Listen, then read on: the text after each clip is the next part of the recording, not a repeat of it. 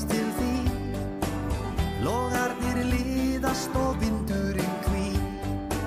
Stjörnur á himni ég stari í þær, færi mig nær. Eldarnir loga þó allt verði hljóð. Ástin sem vakir jafn dag sem nótt. Hvað sem ég geri, hvert sem ég fer, ég hef þig í huga mér. Jæja, þá erum við komin hérna með hann Þórarinn Ólason, EIA-pian okkar, snjalla, úr hljómsveitinni Dans á rósum. Mér langar svolítið að fá svona smá innlit í hans feril og upphaf. Þannig að, Tóti, hvernig byrjaði þetta allt? Það hafði nú byrjað á Hoffvelli í upphafi, sko. Þá byrjaði maður svona aðeins að gaula og einhvern tímann þá fengu þeir mig til þess að mæta á æfingu hjá sér Ómar Hreins og Viggi Óla og þeir. Og hérna söng hjá þeim eitt lag á einni æfingu upp í félagsheimili mínu. Það var svona kveikjan að þessu. Hvað gamall? 13-14 ára. Já, byrjar hann hungur. Eins og bílskúrsband eða eitthvað svoleiðis. Já. Það byrjaði þá og svo hefur þetta svona, ef maður verið viðloðandi við þetta meira og minna síðan, það er orðið ansi langur tími. Og það er náttúrulega bara söngur, eða ekki? Þú ert ekki með hljóðfæri eða neitt annað, þú bara syngur sem er þitt hljóðfæri. Nei, ég hef alveg leyft öðrum að hafa hljóðfærin út af fyrir sig. Mér finnst alveg nóg að syngja. Enda er það að gera góða hluti, Tóti. Það er allir stoltir að þér. Spurningin er, hvað er þetta að starfa, svona venjubundið? Ég er hérna húsvörður í barnaskólanum sem stendur og er að vinna aðeins við það, svo er ég að keyra rúm hjá honum Simma og svona sitt lítið að hverju. Ég menntaði mig í rafvirkjun á sínum tíma, vann hjá Tóta í Geisla í yfir 20 ár. Vann aðeins upp á Selfossi, lærði þar og hérna flutti svo aftur til Eyja og alltaf enda maður í þessum hljómsveitabransa og maður reyna að hætta stundum. Já, akkurat. Þetta heldur þér gangandi líka. Skemmtilegt. Segðu mér annað, nú erum við á svona fallega stað, Herjólfsdal. Nú er að fara í gang þjóðhátíð Vestmannaeyja. Ert þú eitthvað innviklaður í þjóðhátíðina í ár? Já, eitthvað tekið nú þátt í þeirri gleði. Við hérna ætlum að vanda félagarnir í Dans á rósum að standa fyrir heilmikilli söngkeppni barna. Þar sem að krakkar keppa í söng og þetta er frá svona 4 ára og upp í 13 ára. Og hérna, þetta er voðalega gaman því að þetta eru margir snjallir krakkar og gaman að sjá hvernig þau leysa söngmálin, sko, og svo er þetta náttúrulega bara alveg ótrúlegt afrek hjá þeim að koma fram fyrir svona mikið af áhorfendum og gera þessa hluti því að það þarf mikið hugrekki til og þetta er mjög skemmtilegt og gefandi.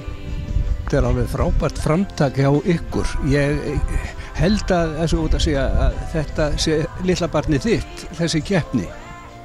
Við höfum nú þróað þetta saman, ég hef nú ekki eignað mér þetta alveg aðleitin. Við höfum svona þróað þetta saman hérna félagarnir og með árunum og þetta hefur alltaf, við höfum alltaf reynt að bæta í og betra bæta og eins og ég segi, við tökum allt inn í reynslubankann og við gerum mistök í þessu og við reynum að læra af þeim og bara eins og við gerum í lífinu. Akkurat, en segðu mig Tóti eitthvað svona sem þið langar til að segja við okkur alls sömul sem að erum ekki í þessum tónlistarbransa en þú hefur kannski eitthvað svona til að segja frá? Já, ég meina, í tónlistarbransanum, sko, ég meina, tónlist er bara svo óbáslega gefandi og ég meina, þú veist, sko, það getur ekki allir allt en það getur alltaf eitthvað, sko. Það getur allir eitthvað, sko. Þannig að þetta er í tónlistinni, sko, þó þú getur ekki spilað á hljóðfæri þá getur ábyggilega haldið lagi að einhverju leyti og ef þú getur ekki haldið lagi að einhverju leyti þá getur ábyggilega spilað á eitthvað, sko. Þannig að þetta er alltaf, þú getur alltaf fundið þér þinn sess í tónlistinni og tónlistin er bara, hún getur verið afslappandi, hún getur verið svo skemmtileg, hún er svo margvísleg.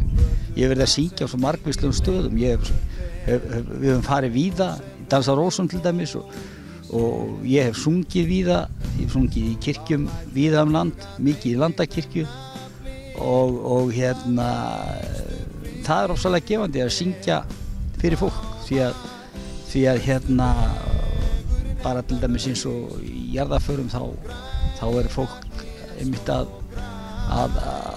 sækja í tónlistina afslöppun og að þú finnur alltaf vissa gleði í tónlistinni.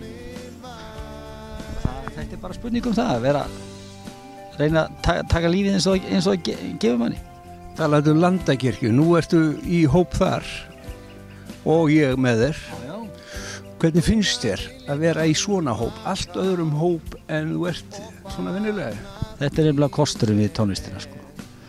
Þú getur verið að gera faktisk sama hlutin en á allt öðrum grundvelli og gera hann á allt annan hátt og það það sem gerir tónlistina svo skemmtilega sko. Þú getur verið að gera svo margvíslega hluti þó þú sést í raun og verið að gera alltaf sama hluti. Eins og til dæmis sko, við hljómsveitin Dansar á Rósum búin að vera starfandi frá 93 og við vorum að spila við vorum að halda okkar fyrstu útgáfu tónleika, við vorum að gefa út geisladisk eftir margra ára upptökur og við erum búin að vera að taka upp smátt og smátt og við vorum að spila til dæmis á útgáfu tónleikum núna á Goðslokahátíðinni og þó við séum búin að spila þetta svona oft og spila þetta svona mikið þá vorum við bullandi stressaðir yfir þessu hlutum sem við erum búin að gera 100 sinnum en þetta var bara nýtt, við vorum að gera nýtt á okkar forsendum og við vorum virkilega ánægðir með viðtökurnar og ánægðir hvernig þetta tókst til allt saman því að við þurftum að treysta á nokkra aðilar að þeir gerðu sitt og þeir gerðu það og þetta bara fór vel og það var bæði tekið upp hljóð og mynd og nú verið að vinna í því og sjá hvernig það kemur út og ég veit að ég búin að hlusta á hluta hljóðinu og það náðist allt upp þannig að það í góðu lagi. Þannig að svo alltaf hægt að brydda upp okkur nýjum. Við höfum farið í utanlandsferði, við höfum farið spilað í Hull, við höfum spilað í Hamborg, við höfum spilað í Belgíu, í Brusselsi og víðar sko, Danmörku. Þannig að við höfum farið víðar. Þannig að þetta gefur svo mikið af sér og svoleiðis líka sko. Já, ég veit að okkur Eyjamönnum finnst Dansar á Rósum vera virt hljómsveit og hún væntanlega virt á landi, en ertu mikið á ferðinni? Já, við erum talsvert á ferðinni og spilum í dag langtum meira upp á landi heldur en nokkuð tíma hér því að markaðurinn hér er svo lítill sko. Þetta er kannski 1-2 böll ári sko. Við vorum hér rosalega mikið en við erum stundum að bremsa sum félögin að svo að við væri ekki alltaf með sama batterið aftur og aftur. Yndislegt að heyri þetta úti og gaman að sitja með þér og ræða við þig í svona góðu veðri, yndislegt veður núna og vonandi að verði svona þjóðatíðinni úti. Ég er ekki vafið það, þetta er bara það sem kemur.